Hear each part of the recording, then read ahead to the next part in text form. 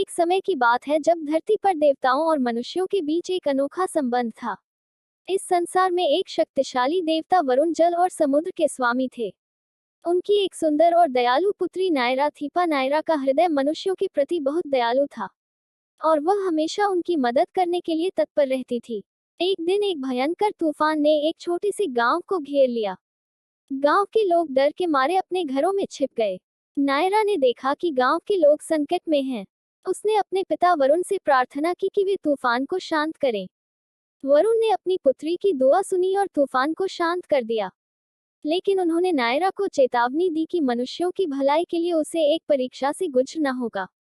वरुण ने नायरा को एक मानव के रूप में धरती पर भेजा। नायरा ने एक युवा किसान आर्यन के रूप में जन्म लिया। आर्यन एक मेहनती और ईमानदार युवक था, लेकिन उसके पास बहुत कम संसाधन थे।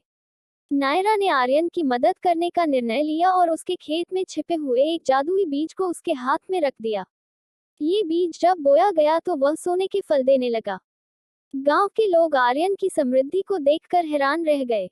लेकिन कुछ समय बाद गांव में एक लालची व्यापारी आया जिसने आर्यन से बीज की मांग की। आर्यन ने व्यापारी को बीज नहीं दिया, लेकिन व्यापारी ने उसे धोखे से पकड़ लिया।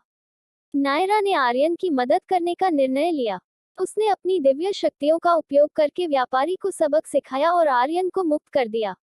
आर्यन ने नायरा को धन्यवाद दिया और कहा, माँ, आपने मेरी जिंदगी बदल दी है।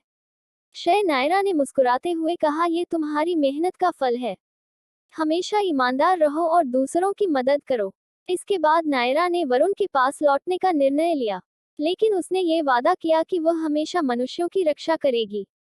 इस प्रकार नायरा ने ये सिखाया कि सच्ची समृद्धि मेहनत और दया में है और देवताओं का आशीर्वाद हमेशा उन पर होता है जो दूसरों की भलाई के लिए जीते।